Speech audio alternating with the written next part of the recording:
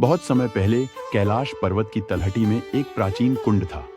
कहते हैं वहां एक दीन भाव वाला नाग रहता था जिसका नाम था कुंडली नाग। वह हर दिन भोर से पहले उठ जाता। बर्फीली हवाएं चलती, हिम गिरती, फिर भी वह कभी कांपता नहीं था। चुपचाप कुंड का जल साफ करता, वन से फूल चुनकर लाता और भगवान शिव के शिवलिंग पर अर्पित कर देता। फिर बिना किसी को बताए अंधेरे में कहीं विलीन हो जाता। उसे न प्रसिद्धि चाहिए थी, न चमत्कार, न कोई वरदान। उसके जीवन में केवल एक ही साधना थी, सेवा और समर्पण। उसी कुंड के पास एक और नाग रहता था, कालफन। वह दिन भर अपनी गुफा में पड़ा रहता, लेकिन जैसे ही भक्त वहां आते वह अपना फन फैलाकर चमकने लगता। ऊंची आवाज में मंत्र पढ़ता, चारों ओर धुआं फैलाता और ऐसा दिखाता मानो बहुत बड़ा सिद्ध साधक हो। भक्त उसे देखकर कहते, वाह, कितना तेजस्वी नाग है, कितना महान साधक है। यह सुनकर कालफन मुस्कुराता, पर भीतर ही भीतर उसका हृदय अहंकार से भरता जाता।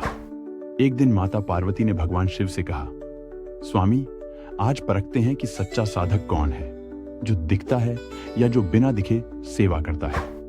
अगली सुबह भयंकर तूफान आया। कुंड में मिट्टी भर गई, फूल बिखर गए, सीढ़ियां कीचड़ और फिसलन से ढक गई। कालफन ने बाहर झांका और मन ही मन सोचा, आज तो कोई भक्त आएगा नहीं, फिर ये सब दिखावा किसे दिखाना। और वह अपनी गुफा में ही छिपा रहा। लेकिन कुंडली नाग, वह अकेला बाहर निकला। कीचड़ में फिसला, उसके फन पर चोट लगी, शरीर लहूलुहान हो गया। फिर भी वह रुका नहीं। वह कुंड का जल साफ करता रहा, फूल चुनता रहा, सीढ़ियां धोता रहा। उसके रक्त की बूंदें भी उस पवित्र जल में घुल गईं, पर उसकी सेवा नहीं रुकी। तभी आकाश से एक दिव्य प्रकाश उतरा। चारों ओर AUM की ध्वनि गूंज उठी। भगवान शिव प्रकट हुए। उनकी जटाओं से गंगा बह रही थी, नेत्रों में असीम करुणा थी।